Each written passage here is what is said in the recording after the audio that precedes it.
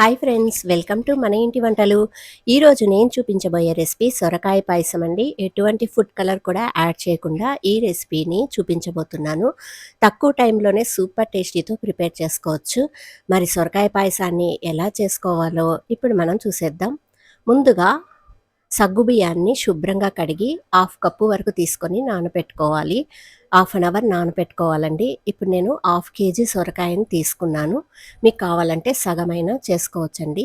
ముందుగా పై చెక్కునంతా తీసేసుకోవాలి. లోపలున్న గింజలు కూడా తీసేసుకొని సొరకాయని సన్నగా తురుముకోవాలండి. ఇప్పుడు పైన చెక్కు తీసేద్దాం. ఇలా తీసాక గింజలు కూడా తీసాక దీన్ని సన్నగా తురుముకోవాలండి. చూడండి, ఈ విధంగా తీసుకోవాలి. ఇప్పుడు సొరకాయను కూడా సన్నగా తురిమి పెట్టుకున్నాను. ఇప్పుడు స్టవ్ మీద కడాయి పెట్టుకొని 2 స్పూన్ల నెయ్యిని వేసుకోండి. లో ఫ్లేమ్లో ఉంచుకొని జీడిపప్పు బాదాన్ని వేయించుకుందాం. ఫస్ట్ చూడండి, ఈ రెండింటిని ముందుగా 2 నిమిషాల పాటు ఫ్రై చేసుకుందాం లో ఫ్లేమ్లో ఉంచుకొని.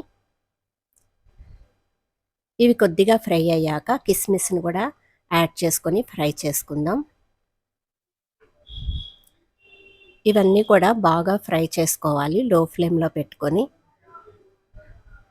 బాగా ఫ్రై అయ్యాక ఒక ప్లేట్లోకి తీసేసుకోండి. ఇప్పుడు 1 స్పూన్ దాకా నెయ్యిని వేసుకొని సొరకాయ తురుముని ఇందులోకి వేసుకొని బాగా ఫ్రై చేసుకోవాలండి. లో ఫ్లేమ్లోనే ఒక 5 నిమిషాల పాటు ఈ నెయ్యిలో సొరకాయ తురుమంతా బాగా ఫ్రై అవ్వాలి. చూడండి, లో ఫ్లేమ్లో పెట్టుకొని కంటిన్యూస్గా ఇలా కలుపుతూ ఫ్రై చేసుకోవాలి. 5 నిమిషాల తర్వాత చూడండి, సొరకాయ అంతా ఫ్రై అయ్యింది. ఇప్పుడు సొరకాయని కొద్దిగా ఉడికించుకుందామండి. ఒక 1/2 గ్లాస్ వరకు ఉడికించుకుందాం. డైరెక్ట్గా పాలల్లో వేయకుండా ఒక 1/2 గ్లాస్ నీళ్లు పోసి కొద్దిగా మెత్తపడేదాకా దీన్ని ఉడికించుకుందామండి. ఒక 2 నిమిషాల పాటు ఉడికించుకుందాం మీడియం ఫ్లేమ్లో పెట్టుకొని. చూడండి, 2 నిమిషాల తర్వాత కొద్దిగా మెత్తపడింది కదండి.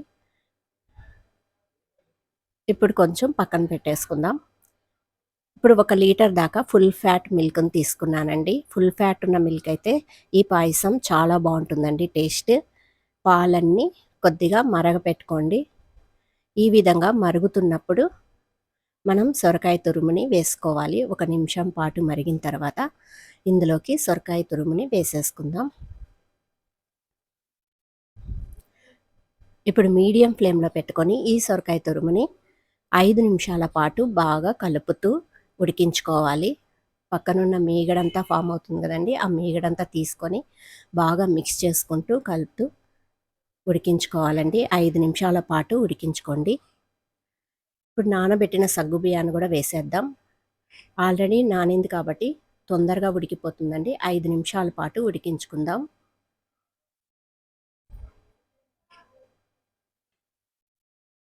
ఇప్పుడు 3/4 కప్పు షుగర్ యాడ్ చేస్తున్నామండి. ఈ టైంలోనే మీరు కలర్ అయినా ఫుడ్ కలర్ యాడ్ చేసుకోవచ్చు. మీరు ఒకవేళ కండెన్సర్ మిల్క్ వాడేటట్టయితే షుగర్ క్వాంటిటీని తగ్గించుకోండి.